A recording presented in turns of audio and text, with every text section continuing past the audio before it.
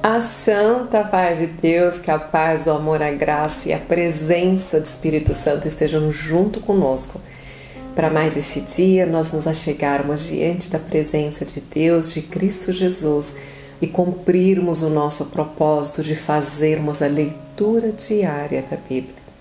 Muito mais do que ler um capítulo da Bíblia, esse nosso ajuntamento, esse canal tem como propósito estudar a Bíblia, meditar no ensinamento que o Senhor tem nos dado.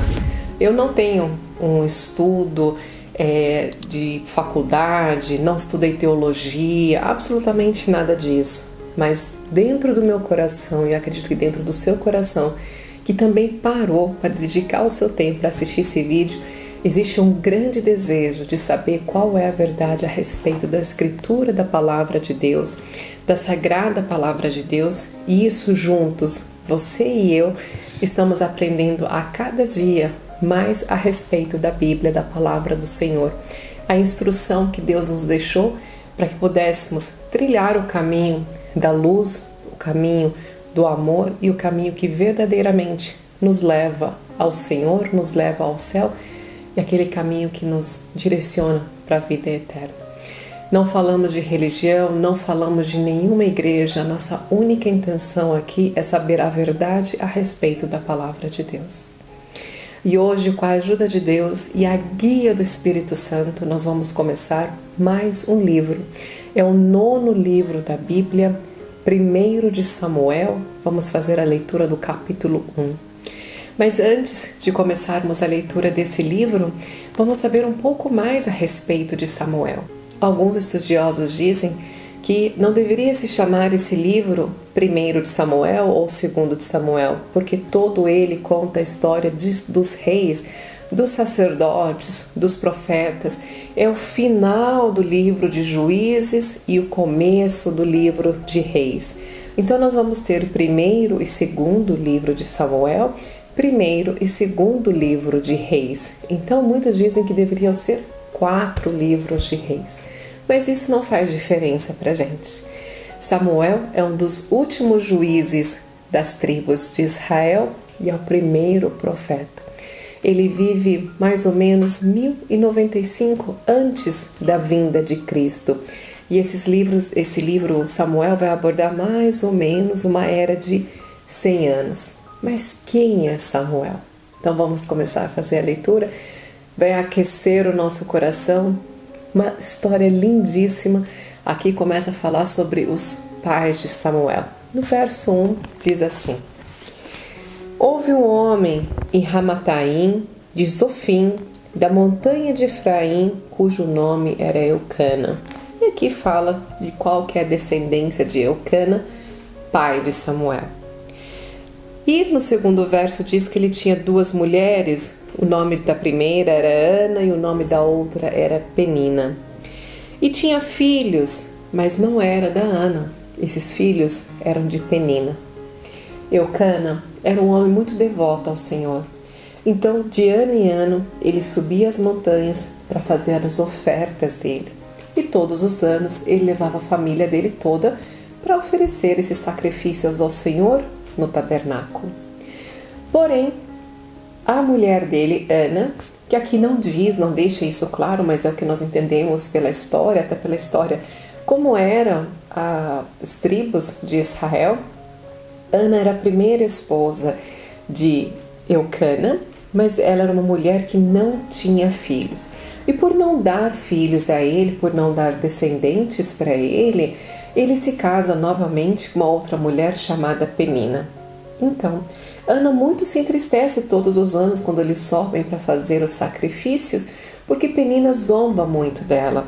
Aqui no verso 6 diz assim: E a sua competidora excessivamente a irritava para embravecer, porquanto o Senhor lhe tinha cerrado a madre. Então Penina era uma mulher muito cruel, porque ela vivia irritando, aqui diz de forma excessiva.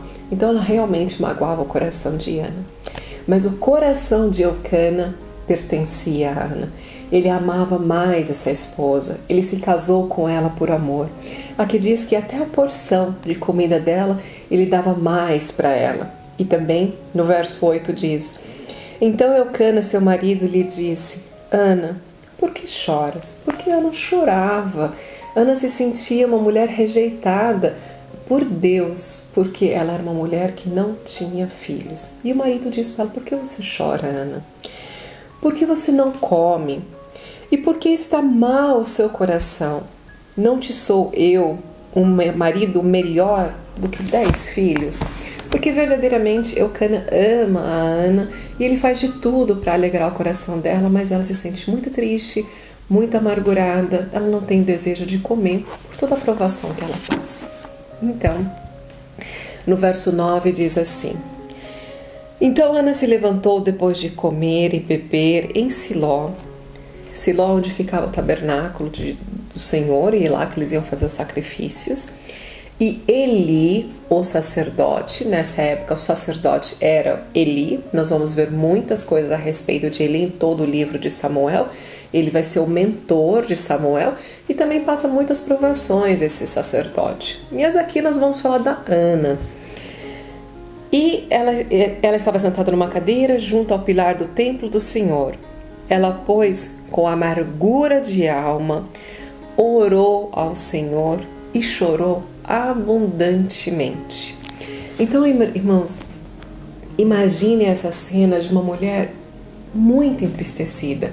Aqui fala que ela tinha uma amargura de alma, mas não é uma amargura, é uma tristeza profunda, porque ela estava ali para fazer sacrifícios, mas ela não tinha um filho para agradecer. E para as mulheres era muito importante que elas dessem filhos para os seus maridos, principalmente os filhos homens.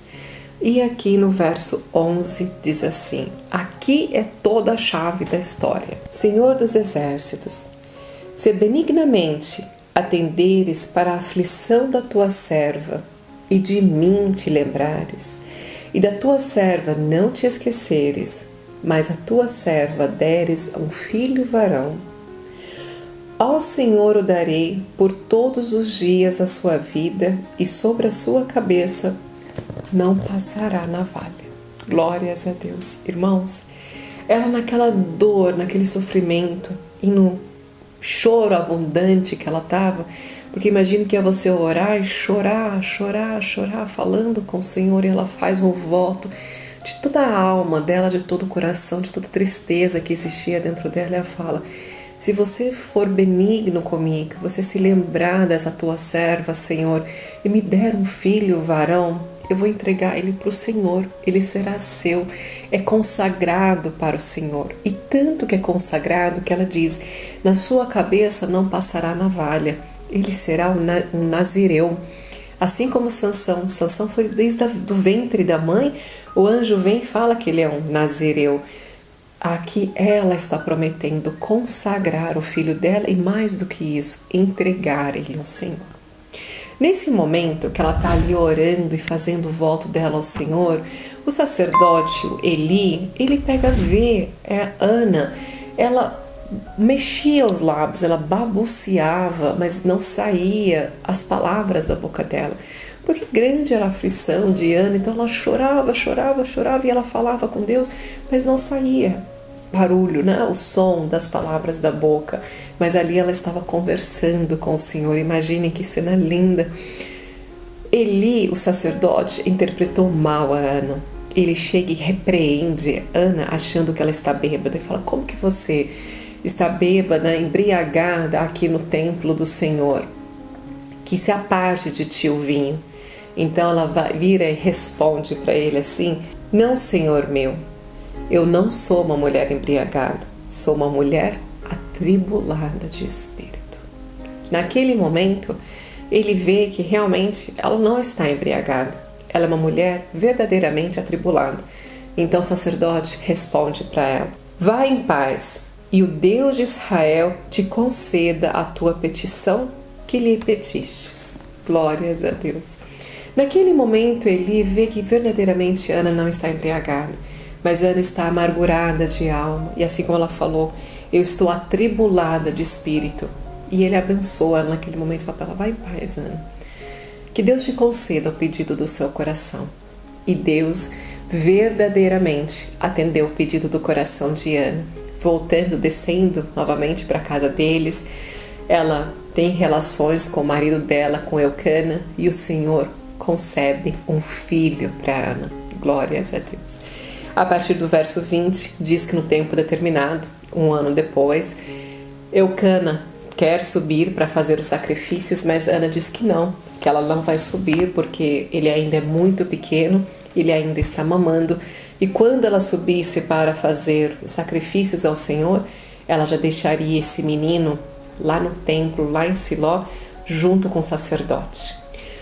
Essa criança cresce um pouquinho mais, um pouco mais apenas, porque no verso 24 diz que quando eles vão fazer a oferta, diz assim, inclusive, e havendo-o desmamado, então ele era bem pequenininho ainda, o levou consigo e 3 bezerros e uma efa de farinha e um odre de vinho e o trouxe à casa do Senhor, a Siló. Era um menino ainda muito criança. Então, naquele ano que ele nasceu, ela não subiu ao monte para poder fazer os sacrifícios em Siló e agradecer a Deus. Mas assim que ela desmamou, ela já levou esse menino e conforme ela fez o voto ao Senhor, ela entregou o menino no templo, deixou o menino em Siló para que ele fosse criado dentro das diretrizes do Senhor. Irmãos, esse é um amor realmente incondicional, porque tudo que ela mais queria na vida dela era um filho varão, mas o amor dela e a fidelidade dela ao Senhor era tão grande que ela disse: Senhor, tudo que eu mais quero, eu entrego ao Senhor, se tu concederes o pedido do meu coração. Abre a minha madre. Porque depois ainda vai falar que Ana teve mais 7 filhos. Então ela acreditava tanto no poder de Deus, que ela sabia que não seria o único, mas aquele primeiro, que era muito significativo, ela estaria dando ao Senhor. E assim ela fez. Ela entregou essa criança para ser criada pelo sacerdote, por Eli. No verso 26 diz: Ana vai, faz sacrifício e fala ao Senhor naquele mesmo lugar onde ela chorou pedindo para Deus que Ele concebesse um filho a ela. Ah, meu Senhor, viva a tua alma. Eu sou aquela mulher que aqui estive contigo para orar ao Senhor. Por este menino orava eu, e o Senhor me concedeu a minha petição, que eu lhe tinha pedido, pelo que também ao Senhor eu o entreguei, por todos os dias que viver, pois ao Senhor foi pedido, e ele adorou ali ao Senhor. Glórias a Deus, aleluia. Irmãos, Samuel significa ao Senhor foi pedido. Lindo nome. Glórias a Deus, aleluia. Lindíssima a história de Samuel, a história de Ana, uma serva fiel ao Senhor. Todo o livro de Samuel realmente é um grande ensinamento para a gente. Então, não perca o horário, não deixe de assistir, muito pelo contrário, compartilhe esse conteúdo, a palavra de Deus, com as pessoas que você se importa, com seus amigos, com seus familiares, e chama também as crianças para poderem assistir esse vídeo. Se você estiver assistindo pelo YouTube, deixe o seu like, deixe o seu gostei, assim torna o vídeo mais relevante. Nós estamos com um pouquinho mais de 100 inscritos e como seria maravilhoso se cada um de nós pudesse compartilhar esse conteúdo e chamar mais pessoas para se inscreverem nesse canal e assim nós pudermos disseminar a palavra e a verdade a respeito da Bíblia Sagrada. Vamos orar e agradecer ao Senhor? Glórias a Deus, aleluia. Pai amado, nosso Pai querido, mais um dia, Senhor, te rendemos toda a graça, honra e louvor. Te agradecemos enormemente, Pai, pela leitura do livro de hoje, que o Senhor possa incutir essa semente dentro do nosso coração, Senhor, para que ela possa florescer e dar ótimos frutos nesta terra. Pai, te agradecemos pelo perdão dos nossos pecados e te pedimos que o Senhor nos livre de todos os males deste mundo. Tudo o que nós te agradecemos e te pedimos é em nome do teu Filho amado, nosso Senhor Jesus Cristo, que vive e reina para sempre. Amém. Glórias a Deus, aleluia. Deus te abençoe grandemente. Eu te espero amanhã para mais uma leitura diária da Bíblia. Um beijo. Tchau, tchau.